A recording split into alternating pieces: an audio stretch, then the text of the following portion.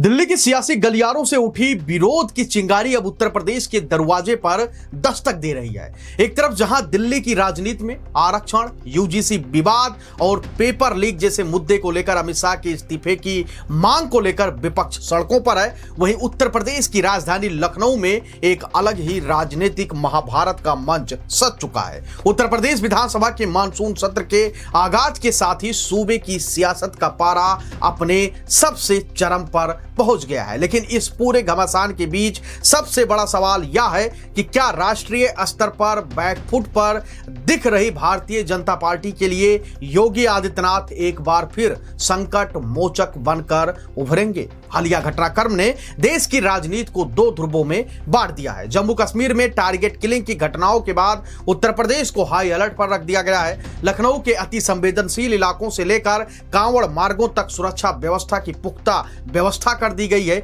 इसी बीच मुख्यमंत्री योगी आदित्यनाथ का कांवड़ियों को लेकर दिया गया संदेश, गर्म पानी, भोजन और हेलीकॉप्टर से पुष्प वर्षा एक बार फिर चर्चा के केंद्र बिंदु में आ गया है। विपक्ष इसे पक्षपूर्ण राजनीति करार देते हुए सवाल उठा रहा है कि क्या सरकारी तंत्र और हेलीकॉप्टर का इस्तेमाल सिर्फ एक वर्ग के स्वागत के लिए होगा। तो बता दें कि यहां योगी का राजनीतिक संदेश बिल्कुल स्पष्ट है। योगी आदित्यनाथ यह भली बात जानते हैं कि उनका आधार क्या है। विरोधियों के हर हमले के बीच वे खुद को सनातन और हार्ड लाइन हिंदुत्व के सबसे मजबूत चेहरे के रूप में पेश करने से बिल्कुल भी हिचकते नहीं है। हिंदू इस वक्त खासकर योगी आदित्यनाथ को अपना सबसे बड़ा नेता मान रहा है। यही वजह है कि राष्ट्रीय स्तर पर तमाम दबावों के बावजूद योगी का bulldozer model, law and order का कड़ा रुख आज कई अन्य राज्यों के लिए भी नाजीर बना हुआ है और तमाम मुख्यमंत्री कॉपी कर रहे हैं। 2027 के विधानसभा चुनाव से पहले इस बेहद अहम सत्र को भुनाने के लिए समाजवादी पार्टी के मुखिया अखिलेश यादव ने पूरी ताकत झोंक दी है। सपा सने सरकार को घेरने के लिए जिन मुख्य मुद्दों को हथियार बनाया है वह इस प्रकार है। अयोध्या में राम मंदिर निर्माण से जुड़े प्रशासनिक और वित्तीय आरोपों को लेकर सरकार को कटघरे में खड़ा करने की पूरी तैयारी है समाजवादी पार्टी और विरोधियों की। सपा का आरोप है कि लगभग 26,000 से अधिक स्कूलों का विलय बंद होने से 28 लाख दलित, पिछड़े और आदिवासी बच्चों का नामांकन प्रभावित हुआ है। इसके साथ ही 81,000 से अधिक शिक्षकों के खाली पद और पेपर लीक का मुद्दा सदन में गूंजने वाला है। स्वास्थ्य और रोजगार के मोर्चे पर युवाओं की नाराजगी को भुनाने की भी रणनीति पर विपक्ष और विरोधी काम कर रहे हैं, यानी कि योगी को घेरने का काम करने की कोशिश वो सत्र के दौरान करेंगे। हालांकि विपक्ष भले ही दिल्ली की तर्ज पर लखनऊ में सरकार को घेरने का दावा कर रहा हो, लेकिन योगी आदित्यनाथ की विधायी रणनीति हमेशा आक्रामक रही है। सत्र से ठीक पहले सर्वदलीय बैठक बुलाकर योगी आदित्यनाथ ने संवैधानिक मर्यादा और सहयोग का संदेश तो दे दिया, लेकिन राजनीतिक गलियारों में यह साफ है कि सदन के अंदर वह विरोधियों को बख्शने के मूड में नहीं है। योगी का इतिहास रहा है कि वह आंकड़ों और सख्त लहजे से विपक्ष के हर एक तीखे सवाल का हवा सवाल पूछने से पहले ही निकाल देते हैं। अतीत में सीढ़ियों पर नमाज, हनुमानगढ़ी के और भगवान राम के अस्तित्व पर सवाल उठाने वाले बयानों का जिक्र कर हुए सपा को बैकफुट पर ढकेलते हुए नजर आए हैं। इस बार भी भगवा, राष्ट्रवाद और सनातन के मुद्दे पर योगी का आक्रामक रुख विपक्ष और विरोधियों की घेराबंदी को ध्वस्त करने का मादा रखता है। यह मानसून सत्र महज विधायी कामकाज का लेखा जोखा नहीं है, बल्कि यह 2027 के उत्तर प्रदेश विधानसभा चुनाव का शक्ति परीक्षण भी माना जा रहा है। सरकार के लिए कड़ा कानून व्यवस्था मॉडल, हिंदुत्व का एजेंडा और विकास दर, बेरोजगारी, पेपर लीक और शिक्षा से जुड़े प्रशासनिक सवाल का जवाब देना है। वहीं विपक्ष के लिए जरूरी है कि वो गोलाबंदी करके सरकार को शिक्षा, स्वास्थ्य और तमाम जो मुद्दे हैं उस पर घेर सके।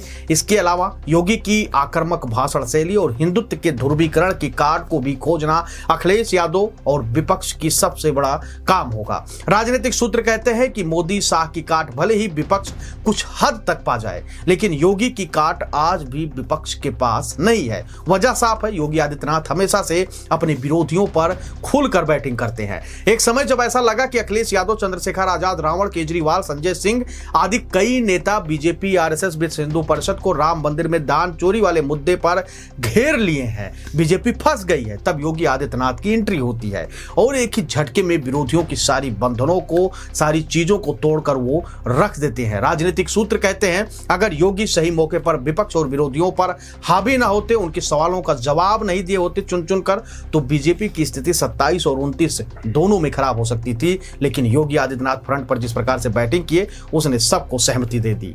इस बात को दिल्ली और आरएसएस बाखूबी जानती भी है, इसीलिए संघ यानी कि आरएसएस और भाजपा की शीर्ष नेतृत्व द्वारा यह संदेश दे दिया गया है और बता दिया गया है कि उत्तर प्रदेश में 2027 की चुनावी जंग योगी आदित्यनाथ के चेहरे पर ही लड़ी जाएगी, उनके नेतृत्व में ही चुनाव होगा। दिल्ली के सियासी बवाल के बीच योगी आदित्यनाथ का यह आत्मविश्वास न सिर्फ यूपी भाजपा को मजबूती दे रहा है बल्कि राष्ट्रीय स्तर पर भी उनके कद और प्रभाव को ऊंचा कर रहा है। अब देखना यह दिलचस्प होगा कि क्या अखिलेश यादव का या शिक्षा और रोजगार चक्रव्यूह योगी के भगवा और सुशासन के ढाल को तोड़ पाता है या फिर हर बार की तरह इस बार भी योगी की दहाड़ के आगे विपक्ष और विरोधी पूरी तरीके से पस्त हो जाएंगे। आप अपनी राय हमको कमेंट सेक्शन में जरूर दीजिएगा और बताइएगा कि योगी आदित्यनाथ वर्तमान में कितने बड़े नेता हैं और जो मानसून सत्र चल रहा है, चाहे वो दिल्ली में हो या फिर कल से यूपी में शुरू हो रहा हो, जिस प्रकार से दिल्ली में हंगामा मचा हुआ है, सदन के बाहर पप्पू यादव जैसे नेता